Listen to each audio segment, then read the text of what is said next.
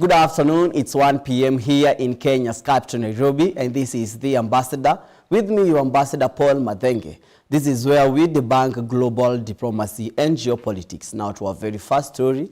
Kenya is reforming its capital markets to enhance their contribution to national development. President William Ruto said the world is witnessing the growing potential of equity and debt markets that calls for more strengthening. He said well-functioning domestic capital markets enhance economic resilience by limiting exposure to volatile capital flows. Ruto observed that Kenya will keep drawing experience from the London Stock Exchange to make Nairobi Security Exchange more robust and vibrant. He said reforms were already in progress, underpinned by strategic reforms and a refreshed market-focused strategy. Continued collaboration with nations across the world through government and market channels is vital. Let us build on this foundation to deepen connectivity, share expertise, and create capital markets that are innovative, inclusive, and globally competitive. Ladies and gentlemen, I am very proud that this morning to share this platform with Africa Finance Corporation, who yesterday I confirmed to them that the government of Kenya has now signed off a host country agreement, and they will be joining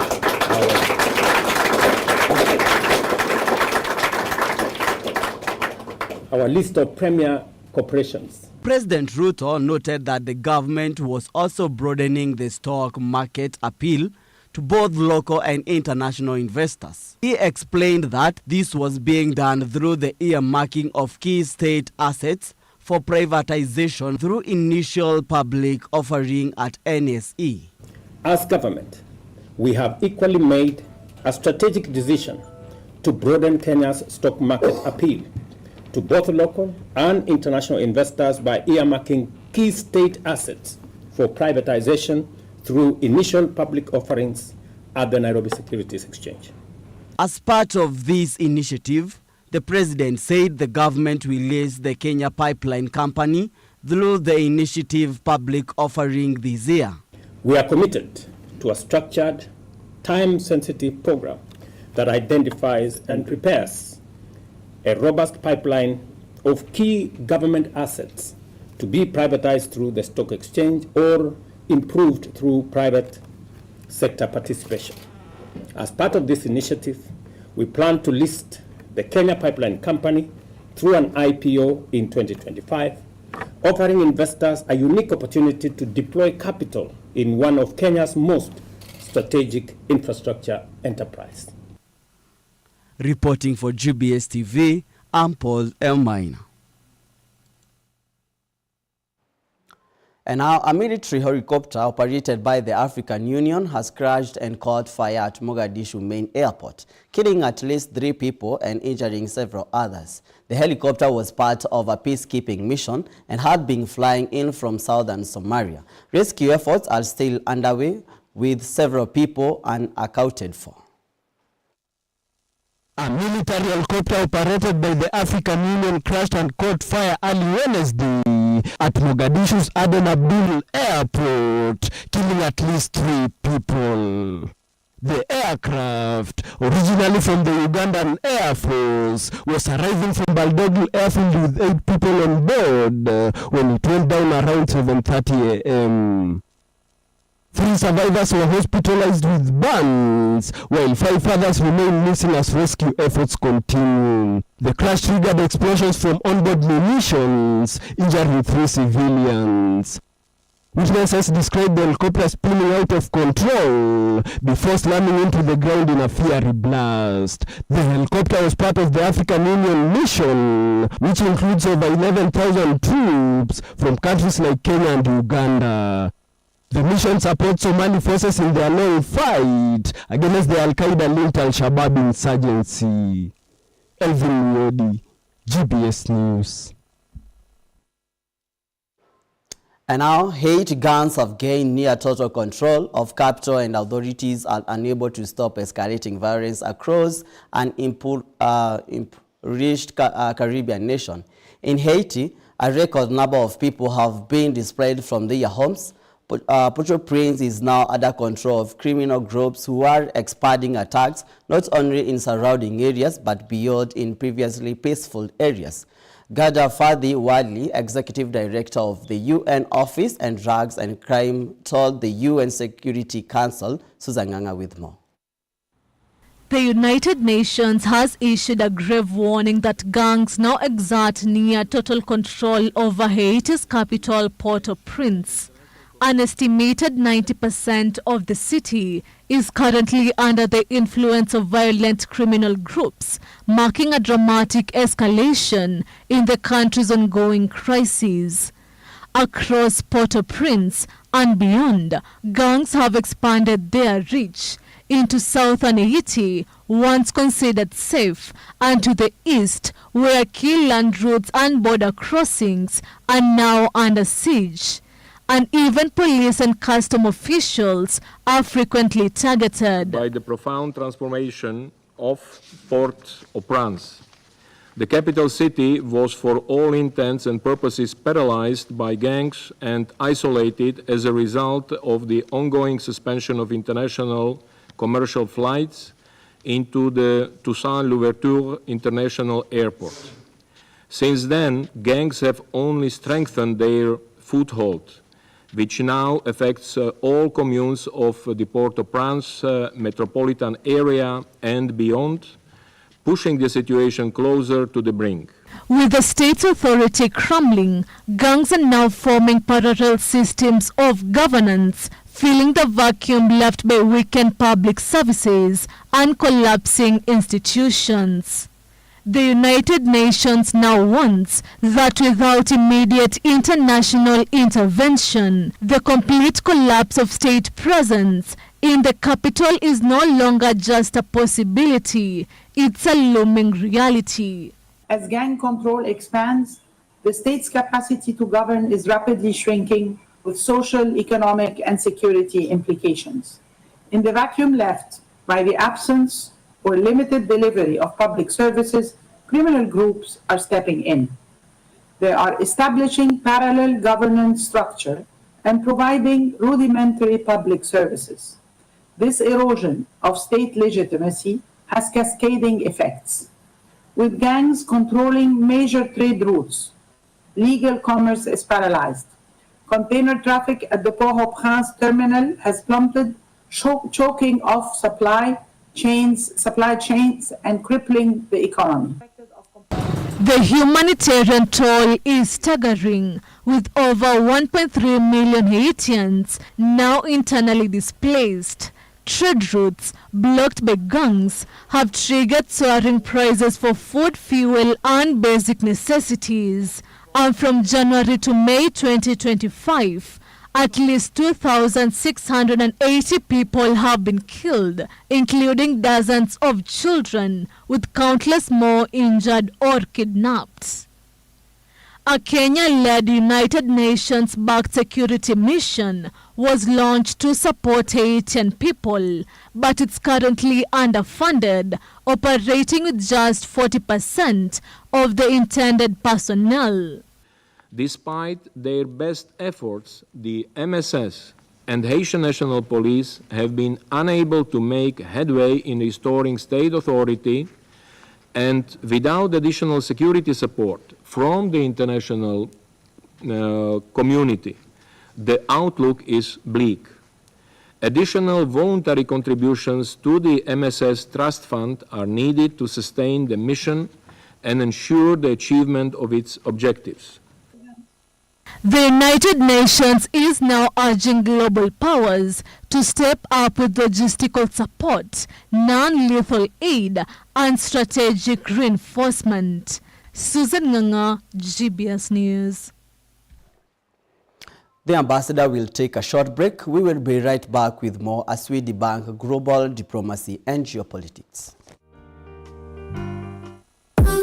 My name is Ima Gatoru. I'm a model. A commercial model to be precise. And I've been asked this question, like, is model an art? And yes, modeling is an art. Because there are different products that you're supposed to promote or design, and you have to have that skill of you promoting that design or that product. So how you work to transport up to 1.5 tons of cocaine. With Starlink connectivity, the vessels could be operated from afar, evading traditional surveillance. Authorities link it to the Gulf Clan, Caribbean's most powerful drug cartel. This is the first non-Starlink-powered narcos hub in the region. Experts warn it marks a shift toward unmanned, long-range trafficking, reducing risk to crews while expanding reach.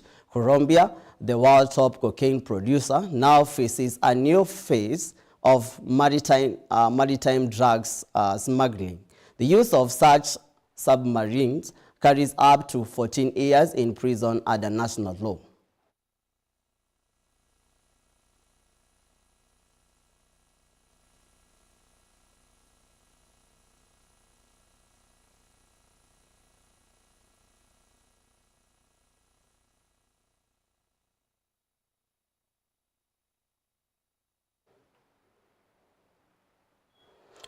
Hamas said on Wednesday that it is reviewing what U.S. President Donald Trump has called a final ceasefire proposal aimed to stopping the war in Gaza.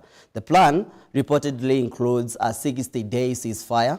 According to Trump, Israel has agreed to the conditions needed to finalize the deal after talks between U.S. representatives and Israeli officials. However, Hamas insists any agreement must include a full Israeli withdrawal from Gaza. Israeli Prime Minister Benjamin Netanyahu reported by repeating his goal to eliminate Hamas entirely.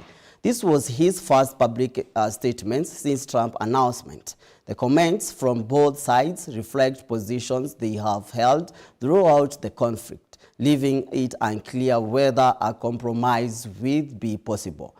Mediators from Egypt and Qatar are also involved in efforts to broker a truce.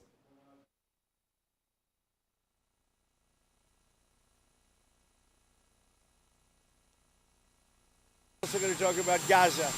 We want to get the rest. We got a lot of hostages back, but we're going to talk about Gaza. Save me!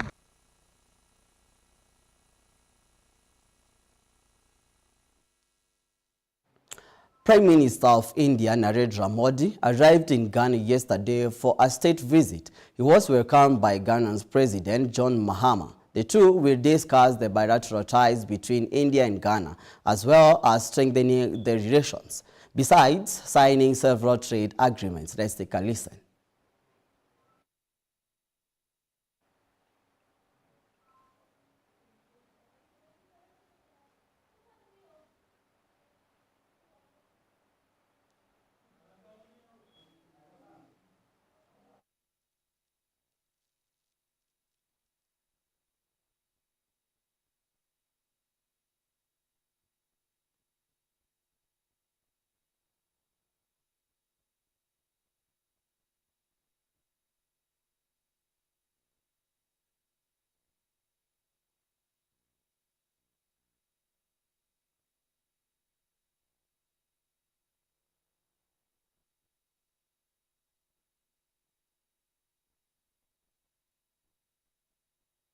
India's Prime Minister Shri Narendra Modi is a man on a global South mission, visiting 5 nations in 8 days.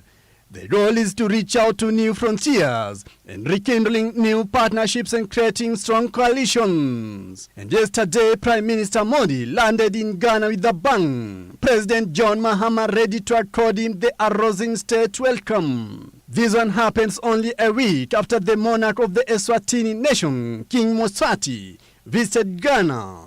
The historic visit happens just 30 years after an Indian leader toured the West African nation.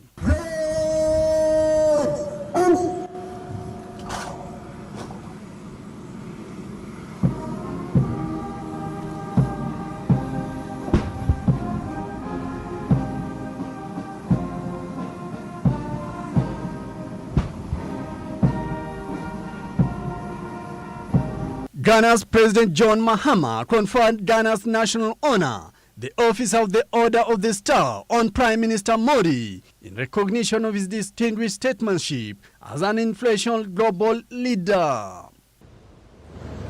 राष्ट्रपति जी द्वारा गाना के राष्ट्रीय award Early today, Prime Minister Modi is expected to meet the Indian business community living in Ghana before proceeding to address Ghana's National Assembly.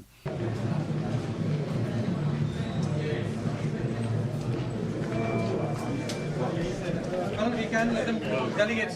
They'll be going the motorcade. They'll be going the motorcade. हाँ sir, please.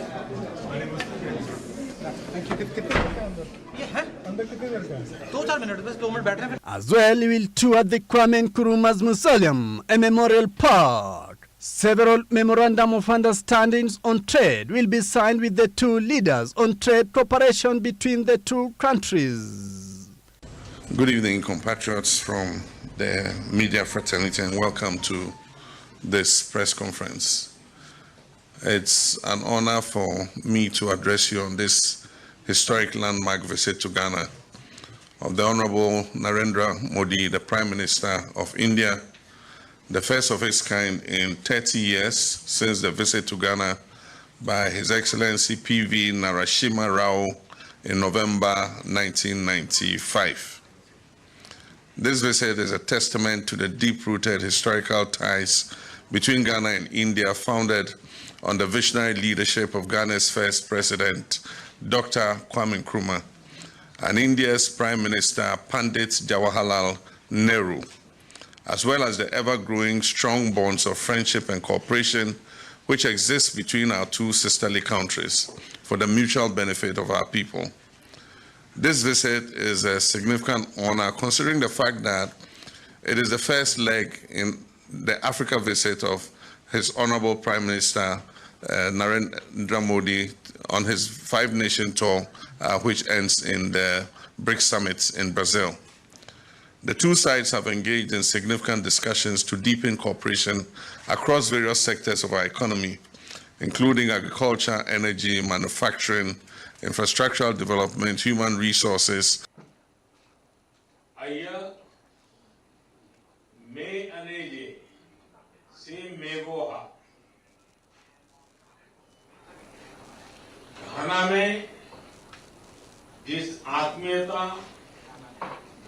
Victor Uding, the ambassador.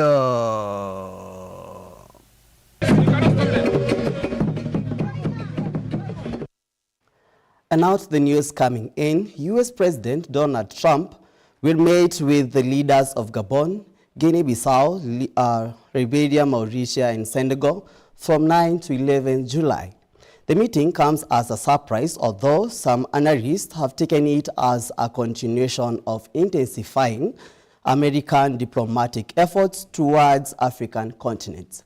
And I will bring you more of that story in our next bulletin. And that's all for today. With me, your Ambassador Paul Madenge on the Ambassador 1 p.m. Follow all of our stories at GBS TV Africa. It's updated throughout the day. We meet every Thursday and Friday as we debunk global diplomacy and geopolitics. Thank you for your time and company.